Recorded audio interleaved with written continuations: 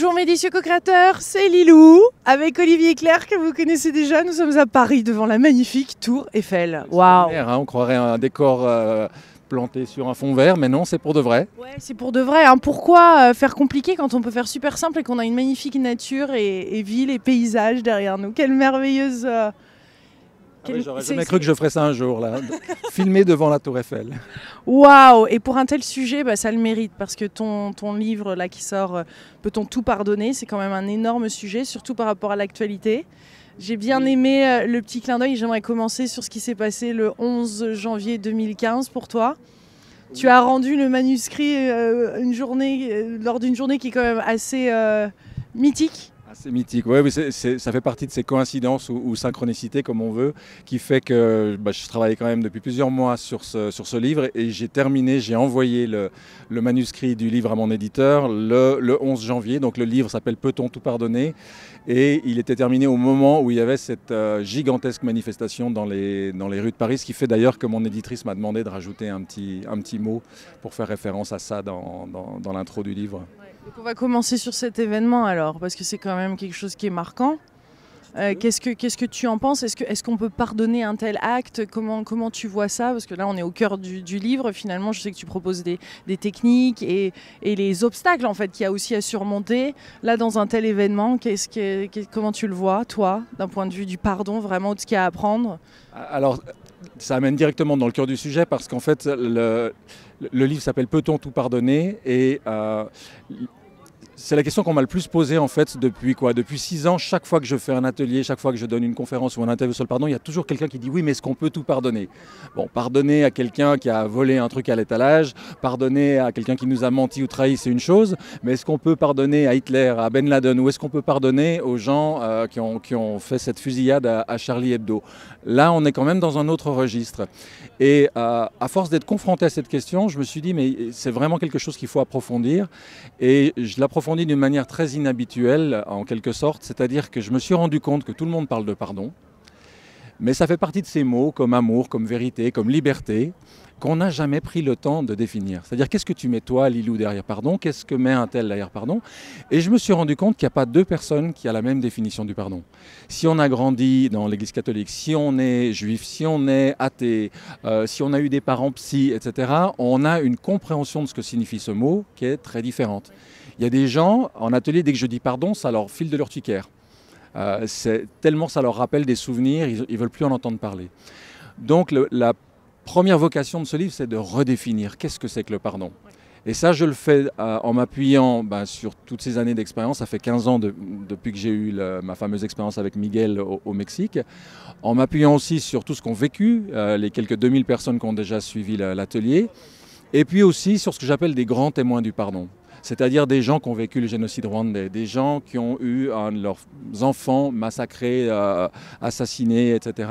Des gens qui ont pu faire un chemin de pardon dans des situations où on serait presque tenté de dire bah non, là c'est impardonnable. Et en m'appuyant là-dessus, l'idée c'est de redéfinir qu'est-ce qu'on entend par le pardon. Et ça, je le fais avec 3 métaphores. Tu sais que j'adore les métaphores, les gens qui me connaissent. On rappelle de la grenouille. Voilà, là, il y a eu la grenouille, il y a eu les trapèzes plus récemment. Les nuages, apparemment. Voilà, il y a les nuages aussi à la fin du livre sur le pardon. Et là, j'utilise en fait 3 métaphores pour parler du pardon. La première, c'est de dire le pardon, c'est la guérison des blessures du cœur. C'est-à-dire, si j'ai été attaqué, si on m'a fait mal, si je saigne, je ne vais pas m'asseoir par terre et puis me vider de mon sang en pleurant, en attendant. Voilà. Je vais aller voir un médecin, une infirmière, je vais aller au SAMU, je vais me faire recoudre et puis le corps va cicatriser. La cicatrisation des blessures du cœur, c'est la même chose. Sauf que nous, on est dans cette espèce de croyance complètement incongrue de se dire, si quelqu'un m'a fait du mal, tant qu'il ne m'a pas demandé pardon, tant qu'il ne s'est pas excusé, tant qu'il n'a pas réparé, moi je ne peux rien faire. Je peux seulement souffrir, rester là. Donc je suis dans un statut de victime, je suis dans un statut d'impuissance qui peut durer des années, voire éternellement, si la personne qui m'a fait du mal a eu le mauvais goût de mourir entre-temps. Donc déjà de redéfinir au départ le pardon en disant c'est cicatriser mes blessures. Donc c'est un truc que je fais pour moi. Tu vois, la plupart d'entre nous on se dit pardonner c'est un cadeau que je fais à l'autre. Mais non, au départ, c'est pour moi. On se fait du mal, c'est que les conséquences sont dramatiques. Exactement. C'est-à-dire que tant que je n'arrive pas à ça, je suis dans la haine. Je suis dans le ressentiment, dans l'envie de vengeance, dans la rancune, et ça, c'est du poison pour moi. Pour le corps. Pour le corps, ça m'intoxique, et puis ça pourrit toutes mes relations avec des gens que j'aime autour de moi, mon mari, ma femme, mes enfants. Mon cœur est un, donc s'il distille de la haine d'un côté, il ne va pas arriver à aimer librement de l'autre. Et tous les gens qui ont fait ce chemin vers le pardon, ils disent tout ça. Ils disent, à un moment, je me suis rendu compte que si je ne le faisais pas, c'est ma vie que je détruisais. Donc déjà, de renverser ça... Ça devient vital, vraiment. C'est vital. Je pardonne pour pouvoir retrouver la liberté d'aimer, pour retrouver mon intégrité émotionnelle. Donc ça, c'est une métaphore que j'aime beaucoup. J'en utilise une deuxième où je dis c'est la douche du cœur. Alors pourquoi la douche? Parce qu'une douche, tu n'en prends pas une, puis tu te dis ça y est, c'est bon. Pour 2015, c'est fait. Voilà. Donc la douche, elle amène l'idée de répétition. C'est de dire des tensions, des difficultés, on en a, si ce n'est pas tous les jours, c'est en tout cas toutes les semaines. Est-ce que je vais les laisser s'accumuler? Est-ce que je vais laisser des émotions malodorantes commencer à s'installer en moi? Ou est-ce que je fais une douche? Alors, les méthodes, ça peut être Ho'oponopono, ça peut être mon approche qui est le don du pardon, ça peut être le pardon radical de Colin Tipping. Peu importe l'approche, mais de se dire, je ne vais pas laisser s'accumuler en moi ce cholestérol émotionnel qui va m'encrasser de l'intérieur et faire qu'un jour, je vais être vraiment malade. Alors, tu dis cholestérol, mais c'est intéressant parce que souvent, quand il y a des problèmes comme ça, on utilise un médicament, quelque chose, un pansement qui fixe le truc. Et il y a plein de petites techniques qui existent dans le développement personnel ou spirituel pour justement fixer tout ça. Mais là, tu parles de pardon profond et durable. C'est pas un pansement. C'est pas prétendre que la chose, on met un pansement et c'est comme si on delete cet événement-là, mais en fait on a quand même encore le bagage émotionnel, les conséquences. Tu vois ce que je veux dire? C'est que je me suis rendu compte moi dernièrement à travers certains ateliers qu'il y a vraiment un vrai pardon qui va jusqu'à l'âme. Et là il est puissant et profond. Hein.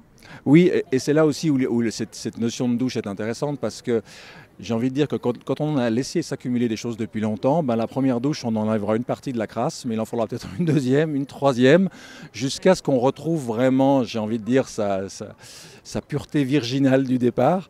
Et entretenir ça, ça va permettre d'aller de plus en plus profond. Moi, ce qui m'a étonné quand j'ai commencé ce travail, c'est de me rendre compte que plus j'avançais et plus, comme tu dis, j'allais toucher des profondeurs que j'imaginais pas du tout au début. C'est pour ça que les gens qui viennent faire un cercle de pardon, aujourd'hui on en est à 55 cercles de pardon actifs dans toute la France, y compris les Antilles. Bravo, quelle merveilleuse initiative. Ah, moi je suis scotché, j'imaginais pas ça, ça fait 2 ans que ça a démarré. Bien, les gens qui viennent là, ils vivent en 2-3 heures quelque chose de fort, de transformateur, mais ils reviennent pour aller plus profond, pour avancer sur ce chemin-là. Ils ne restent pas dans l'illusion de se dire je fais ça une fois, puis ça y est, c'est bon, c'est réglé. Mais je suis étonnée par la puissance du pardon et à quel point c'est vital vraiment de le faire et de passer par là. Parce que tant qu'on ne passe pas par là, la vie ne peut pas s'ouvrir, son potentiel ne peut clairement pas s'ouvrir. Et il faut trouver les cadeaux. Non, il y a des cadeaux dans ces événements. Il y a des cadeaux et puis alors après c'est rigolo parce que je me faisais la réflexion récemment que moi, ma vie m'a mis sur le chemin du pardon, ça ne faisait pas partie de mon plan de carrière, mais ça s'est passé comme ça.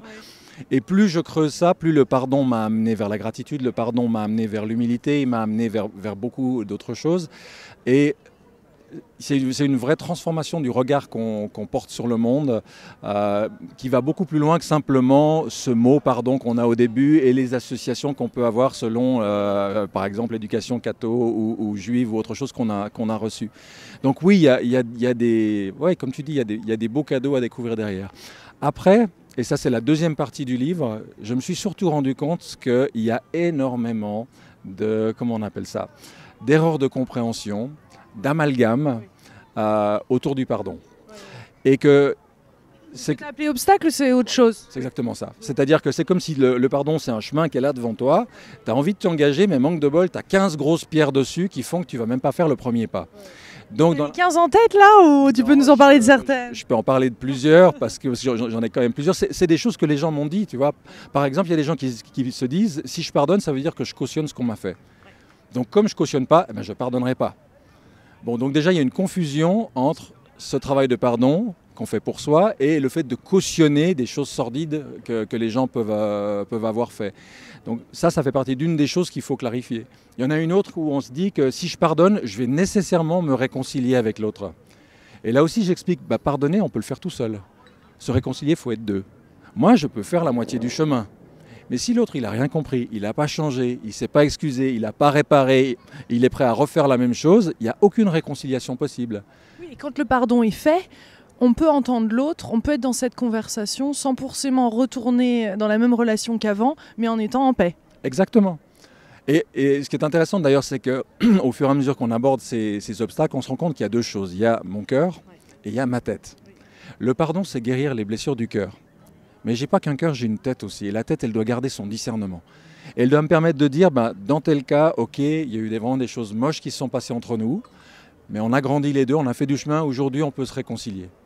Mais il y a d'autres situations où je ferai quand même ce travail de pardon, mais où ma tête me dira, non mais cette personne-là, je ne veux pas la revoir. Parce que si je la revois, ça va de nouveau mal se passer, je me mets en danger, donc je garde mes distances. Et puis on peut même imaginer encore un cran plus loin, où non seulement, j'ai fait ce travail toujours de guérir mon cœur, mais là je me dis, mais cette personne, ce qu'elle a fait, ça relève de la justice. Donc je vais au tribunal, je vais au commissariat, mais j'y vais le cœur en paix. Dans la plénitude, dans la sérénité au possible, en se rapprochant de ça. Ouais, exactement. Et donc, moralité, au lieu d'aller chercher la vengeance au tribunal, je vais chercher la justice. La grosse différence, par exemple, dans le divorce, c'est quand même vachement pratique, ça. C'est énorme, oui, parce que ça permet de vivre la situation autrement, en respectant et ce qu'on ressent, donc ses émotions, son cœur, mais aussi son bon sens, son discernement. Le pardon ne doit pas nous rendre stupides, il ne doit pas nous rendre lâches ou abrutis. Et c'est toutes ces amalgames, ces erreurs de compréhension qui font que les gens ont du mal à cheminer là-dessus. Il y en a d'autres qui pensent que le pardon, c'est seulement si tu es religieux. Donc si tu n'adhères pas à telle religion, si tu ne vas pas à l'église, à la mosquée ou à la synagogue, le pardon, c'est pas pour toi. Et là, à nouveau, en ramenant ça à l'idée de cicatrisation, de guérison des blessures, on a tous besoin de guérir ces blessures, qu'on soit croyant ou pas. J'ai remarqué que l'ego quand même nous retenait beaucoup d'aller vers ce pardon. C'est comme si l'ego était là et nous retenait de ne pas évoluer, nous retenait de cette transformation ou de cette humilité, cette ouverture d'esprit qui fait que c'est possible. Alors exactement, et c'est drôle que tu cites ça parce que je suis tombé pendant que j'écrivais le livre sur une interview assez extraordinaire de, comment s'appelle-t-elle, Ingrid Sur la télé de Lilou, non? Ça aurait pu, je ne sais pas si tu as interviewé Ingrid Betancourt. Encore. Et elle raconte justement ce chemin vers le pardon qu'elle a dû faire, elle, après ses 5 ans passés aux mains des FARC là-bas. Et elle disait que le plus difficile, c'est ça. C'est l'ego qui ne veut pas lâcher, qui est sûr de son bon droit, qui s'agrippe à ses convictions. Et c'est ça le plus grand obstacle. Et quand on arrive à lâcher ça, c'est pour ça qu'il y a un travail d'humilité derrière, eh bien, il y a quelque chose, il y a un lâcher-prise, il y a une ouverture, il y a quelque chose d'extraordinairement libérateur qui se produit à l'intérieur. Donc oui, l'ego est un gros obstacle sur le chemin du pardon. Il se manifeste comment pour toi l'ego? Quels sont Parce qu'il me semble qu'il a des ruses quand même. Il a des ruses et des fois on n'accède pas justement à ça parce que on tombe malade comme par hasard juste avant ton stage de pardon. D'un seul coup, il fait trop chaud, ça va pas, il y a un truc qui cloche chez Olivier. Ou tu vois, il y a tous ces mécanismes qui se mettent en place, il faut être quand même en garde. Hein. Oui, et en même temps, moi ce que je vois, c'est que plus les années passent et plus ce travail sur le pardon se développe. Là, je réorganise pour la 3e année les journées du pardon au mois d'octobre, au Val de Consolation. Ça fait 3 fois qu'on a une vingtaine d'intervenants internationaux qui viennent nous parler d'une approche, d'une méthode ou un témoignage. On a en général 200-220 participants. Et cette année, au moment de préparer le programme, je me suis rendu compte du nombre de livres qui sont sortis là-dessus. Jusqu'à celui de Valérie Tong Kwong, qui est romancière, qui a sorti un livre chez Lattès qui s'appelle Pardonnable, Impardonnable, qui est extraordinaire, qui est génial. Il y a une multitude d'approches de livres. On sent que c'est une thématique qui est dans l'air du temps. Et moi, ça m'a pris de court parce que je ne pensais pas qu'il y avait une telle demande. Et sans rien faire, eh bien, je vois que les choses se mettent en place parce que les gens sont en demande de trouver un moyen de sortir de ces haines, de ces jugements. Et tu vois, après les événements du 7 janvier, eh bien, j'ai des gens qui avaient suivi le stage ou des gens qui ont participé à un cercle de pardon qui m'ont dit, grâce à ce qu'on a vécu là, on a pu accueillir ces événements plus sereinement, pas sombrer tout de suite dans le jugement, dans la haine, dans l'exclusion, mais vivre ça autrement parce qu'il y avait eu ce travail préalable de fait. Ça, je trouve que c'est super. Et puis c'est concret, parce que je trouve que des fois dans le développement spirituel ou même personnel, où il y a tellement d'aspects en fait, on peut certaines personnes ou certains d'entre nous travaillons sur une partie, peut-être sur le cœur, après c'est sur le cerveau, sur l'inconscient, il y a tellement de différentes techniques, et c'est vrai que tant qu'il y a ce pardon qui n'est pas fait, il reste encore cette énorme pièce du puzzle, et je crois que c'est ce qu'on est en train de réaliser, hein. C'est une souffrance du passé qu'on porte dans le présent et qui nous empêche d'avancer vers le futur et qui bloque la route, qui bloque la lumière. Ouais. Et moi, c'est joli que tu dis ça parce que je dis souvent que le pardon, c'est comme la porte étroite par laquelle il faut passer pour accéder à ce monde dont on nous parle depuis 10-20 ans, ce monde du nouveau paradigme avec plus de valeurs féminines, avec une agriculture respectueuse de l'environnement, avec une économie solidaire, avec une autre politique. On ne va pas accéder à ce monde-là en portant un sac à dos avec 3 tonnes de ressentiment, de rancune, de jugement, etc. Ça va coincer, la porte on ne la passera pas. Alors après, comment faire ce passage-là ? Moi je pars du principe qu'il n'y a pas de panacée en médecine physique pour soigner le corps, il n'y en a pas non plus pour soigner le cœur. Donc il se trouve que moi j'ai reçu ce cadeau immense de Miguel Ruiz que je transmets depuis des années, cette manière-là de travailler le pardon. Mais je ne considère pas que c'est la seule, ni même la meilleure. Il y a des gens qui travailleront avec les 9 étapes du pardon de Fred Luskin. Il y a des gens qui, dans le cadre de leur église catholique, par exemple, feront des retraites de pardon et feront un travail merveilleux. L'idée des journées du pardon, c'est ça, c'est grand menu dégustation. Et puis les gens vont tester un peu de ci, un peu de ça, et avec un peu de chance, ils vont trouver l'approche spécifique qui leur correspond. Ça sera peut-être Ho'oponopono, ça sera peut-être encore autre chose. Et je pense que ça, c'est important, c'est de sortir des querelles de clocher. Tu vois, ma méthode, elle est meilleure que la tienne. Toutes ces méthodes, elles ont une raison d'être, elles ont un apport particulier, elles peuvent correspondre à telle personne à tel moment. Et je pense que c'est intéressant d'œuvrer dans un esprit d'unité et de complémentarité plutôt que de se faire des guéguerres qui n'ont pas de sens. Et il y a urgence à le faire, hein. Cette société a besoin de ça, on a besoin de se libérer de ce poids-là, hein. C'est urgent, on entend les sirènes derrière, mais c'est urgent, mes délicieux co-créateurs. On ne déconne pas parce que y a un vrai travail à faire. Ça demande énormément de courage de faire ce travail-là. Et des fois, on ne veut pas trop le regarder, mais c'est là où on voit la force humaine. C'est là où on puise au plus profond de nous et qu'on découvre cette beauté intérieure, cette connexion que nous avons à l'univers, non ? Parce que ça te parle aussi. Bah oui. Alors après, si je peux te taquiner un tout petit peu. Vas-y, Olivier ! Ce terme d'urgence, je l'entends depuis tellement longtemps. Ça fait 10 ans, 20 ans, 30 ans que les choses sont urgentes. Et j'ai envie de dire, l'urgence, c'est encore un concept qui est donc lié au temps, ça presse, et le temps, c'est lié au mental. Quand on descend dans le cœur, on se rend compte le temps se dilate. C'est plus juste une ligne, ça devient une surface, ça devient un cube, ça devient une profondeur. Et ce que je crains toujours quand on dit aux gens que c'est urgent, c'est qu'on va stresser, on va speeder, et que ce faisant, on va peut-être passer à côté de l'essentiel. Alors là, par urgent, c'est vraiment... faisons-le, tu vois, c'est ça. Passons à l'action, c'est peut-être plutôt ça. Passons à l'action maintenant, parce qu'il est temps. Mais c'est vrai que sans cette notion de peur, oui, je vois tout à fait ce que tu veux dire. Je comprends exactement ce qu'on veut dire par urgence, parce qu'on sent tous que c'est important, on sent tous qu'on vit une époque où il y a des transformations qui sont nécessaires, et en même temps de pouvoir les faire en restant alignés, en restant centrés, en restant confiants, et en laissant pas l'urgence style pompier, ambulance, etc. nous mettre dans un stress qui va nous autoriser à juger ce qu'on n'a pas encore compris, qu'on n'a pas encore pardonné, qu'on n'a pas encore fait ci et ça. Et au final, on va déclencher une énergie qui sera tout le contraire de ce qu'on essaye de faire. C'est pour ça que je rebondissais sur ce mot-là, parce qu'il m'interpelle beaucoup en ce moment. Non, et c'est une conversation qui est fantastique, et je crois qu'on pourrait débattre là-dessus, sur ce sujet, pas mal de temps. Mais à un moment, il faut quand même sauter dans le vide. À un moment, on ne sait pas dans quoi on va atterrir. Il faut s'autoriser à faire ce saut. C'est un saut vers l'inconnu. Finalement, quand on pardonne, quand on est sur ce chemin et quand on est dans ce processus-là, on ne sait pas ce qui va en ressortir. Il y a quand même un lâcher-prise et une confiance qui s'opère. Ça demande certains éléments, non ? Qu'est-ce que dans ce processus, il n'y a pas un moment cet effet, j'y vais, je sens qu'il est temps, je ne sais pas pourquoi, il y a un processus intuitif là. Oui, et d'ailleurs, c'est rigolo de voir qu'il y a des gens qui viennent à un cercle de pardon ou à un atelier sur le pardon, et on sent qu'il y a quelque chose de complètement ambivalent. Il y a une partie d'eux qui est quand même là, qui est venue, et puis on sent qu'il y a de la peur, qu'il y a des doutes, et puis, puis il y a des gens qui posent des tas de questions, qui auraient envie de savoir avant, et je leur dis, mais c'est quelque chose à vivre. Je peux écrire, je peux raconter, je peux parler, non, c'est quelque chose à un moment qu'il faut vivre. Et moi, je remercie Miguel pour ça, parce que moi, quand il m'a catapulté dans cette expérience, il m'a rien expliqué, c'est boum, tu fais ça, et c'est en le faisant que j'ai compris. Et nous, on a ce travers d'occidentaux où d'abord on veut comprendre, et éventuellement, si on a compris, peut-être qu'on essayera.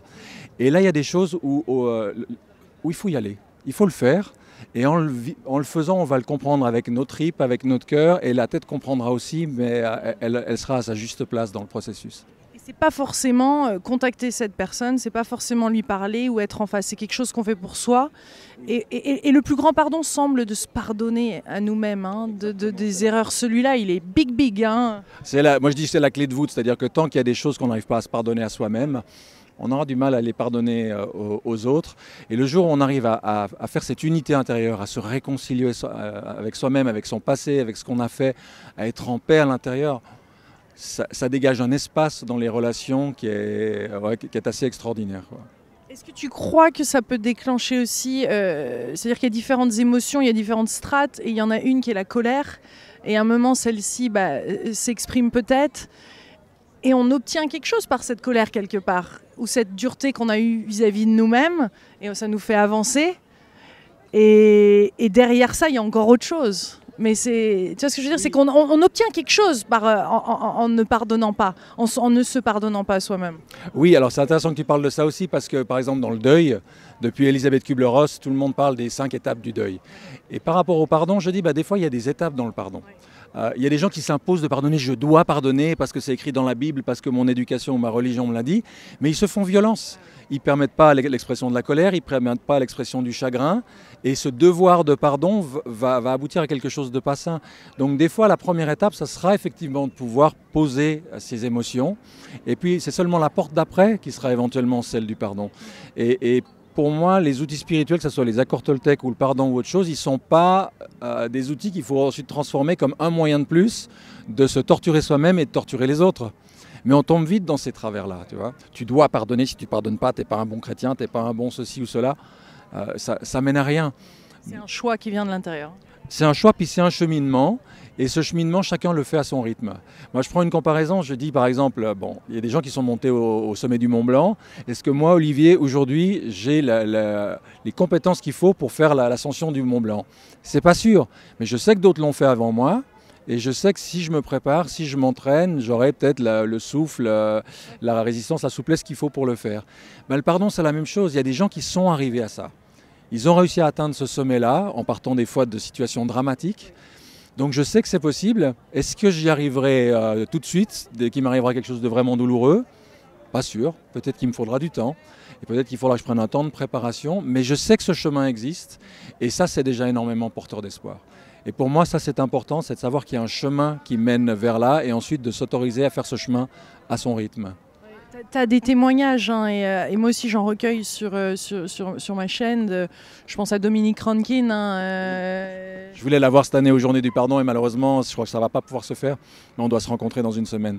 C'est des gros pardons, ça, quand même, par rapport à son histoire, de ce qu'il a vécu en tant que chef Langonquin. C'est un Québécois, hein, sur ses terres, et d'avoir subi une telle violence pendant son enfance. Et maintenant d'arriver à vraiment, et on le sent quand on lui parle, moi je l'ai senti dans l'interview, d'être complètement, de l'entendre dire, mais vous êtes mes frères. Et on le sent, et il le vit et il le transmet. Hein. Oh, ça fait du bien. Puis ça guérit l'autre, en fait. Quand quelqu'un pardonne, d'autres autour sont guéris. Donc c'est pas seulement pour soi qu'on le fait. Hein. Oui, et ça, nous, on l'a vu l'année dernière. On a eu 3 personnes qui sont venues à travers le Forgiveness Project à Londres, qui est une association qui, depuis 10 ans, fait un boulot extraordinaire autour du pardon. On avait, par exemple, Jean Foury d'Afrique du Sud. On avait aussi une Israélienne et un Palestinien qui sont venus, qui militent ensemble dans la même association à Jérusalem. Et ce qui frappe chez tous ces gens-là qui ont été atteints dans leur chair, qui ont vécu des choses terribles et qui ont fait ce chemin de pardon, c'est la lumière qui dégage. C'est un apaisement, c'est une ouverture vers le transpersonnel, c'est à travers ça, ça les a amenés à des hauteurs qui sont vraiment, vraiment touchantes. Jean Foury, quand elle parle de la mort de sa fille à 17 ans dans cette taverne de Johannesburg qui a été la cible d'un acte terroriste, elle ne parle plus en tant que juste la mère de Lindy Foury, elle parle en tant qu'une mère qui a perdu son enfant. Et son message du coup est universel.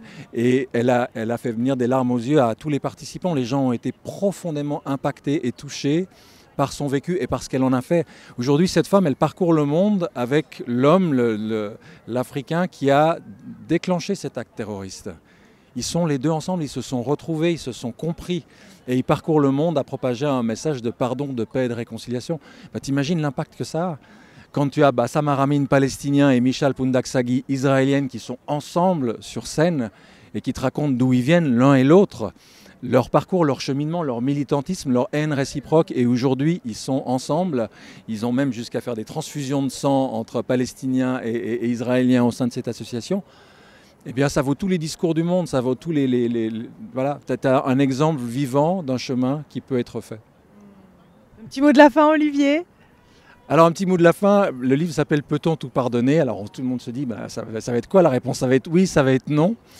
Et comme c'était indiqué déjà sur le 4e de couverture, le chemin que je souhaite faire à travers ce livre à mes lecteurs va les amener surtout à se poser 2 autres questions. À complètement retourner et renverser la manière de comprendre le pardon et donc la réponse à trouver à cette question. Ah, merveilleux, merci. Un petit suspense final. Oui, c'est bon le suspense. Merci Olivier. Merci à toi Lilou. Plein de gros bisous à vous mes délicieux co-créateurs. On vous embrasse très très fort de Paris. Oui, le soleil, cette tour Eiffel. Nous sommes bénis mes délicieux co-créateurs. Je vous embrasse. Gros bisous.